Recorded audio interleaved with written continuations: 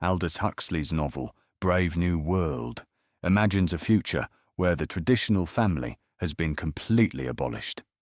In this dystopian society, children are no longer born naturally, but are engineered in laboratories, and words like mother and father are considered obscene. This shocking reimagining of family life allows Huxley to question the importance of personal relationships, the power of the state, and what makes us human.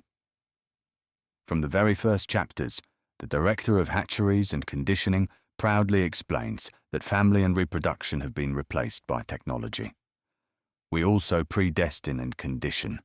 We decant our babies as socialized human beings, as alphas or epsilons, as future sewage workers or future...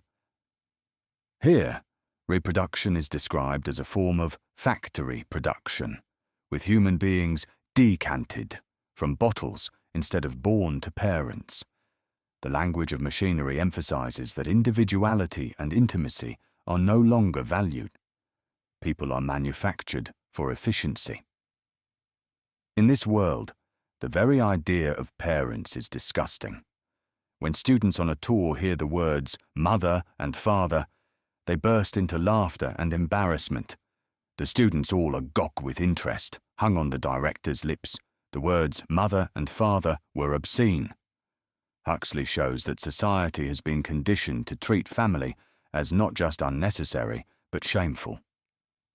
What was once the foundation of human community has been turned into a vulgar joke. Why would a society choose to erase family? Huxley suggests that the intimacy of families is dangerous because it creates loyalty to individuals rather than to the state. Parents shape values, encourage independent thought, and can resist authority. By removing family bonds, the government ensures that all citizens are loyal only to the system. As Mustafa Mond, one of the world controllers, explains, home, a few small rooms, stiflingly over-inhabited by a man, by a periodically teeming woman, by a rabble of boys and girls of all ages. No air, no space, an under-sterilized prison, darkness, disease, and smells. Mond paints family life as filthy, claustrophobic, and full of suffering. This negative portrayal justifies the destruction of family, but it also shows the propaganda at work. Family is demonized so that citizens will not miss it. Huxley contrasts the stability of the world state with the messy, emotional lives of families. In families, love, jealousy, and pain are unavoidable. In the novel, Lenina comments, "Everyone belongs to everyone else," a motto that eliminates deep attachments. By encouraging casual relationships and discouraging long-term commitment, the society removes the intense emotions that families create. Without family ties, there is less risk of rebellion, less grief when someone dies, and less distraction from work and consumption. However, Huxley also suggests that the loss of family dehumanizes people. When John the Savage, who was raised outside the world state, arrives in London, he is horrified by their attitudes. Mother, monogamy, romance, high spurts the fountain, fierce and foamy the wild jet. The words actually made them laugh. For John, family and love are sacred parts of life, tied to beauty and meaning. The laughter of the world state citizens shows how much they have lost by rejecting these experiences. Their inability to take these words seriously reflects a society that has traded depth of feeling for shallow pleasures.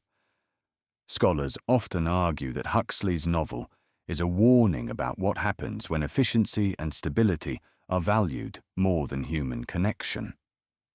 The family is not perfect. Mond is right that homes can be cramped, unequal, and full of conflict.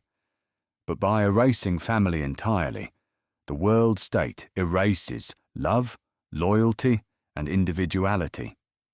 Huxley's use of satire, treating mother as a dirty word, or presenting babies being mass, produced in bottles, forces readers to reflect on what they might take for granted in their own lives. For grade 9 students reading this today, the novel raises important questions. Is family necessary for human happiness? Could a society function better without the complications of love and family ties? Or does eliminating family make us less human? By comparing Huxley's dystopia with more traditional literary portrayals of family, like Jamaica Kincaid's Girl, we can see the tension between family as a source of comfort and rules, and family as something that cannot be replaced by institutions. In the end, Brave New World is less about technology and more about values. By showing us a world where family has been erased, Huxley asks us to reconsider what family means and why it matters. His vision may be disturbing, but it challenges readers to defend the bonds of love and loyalty that make us human.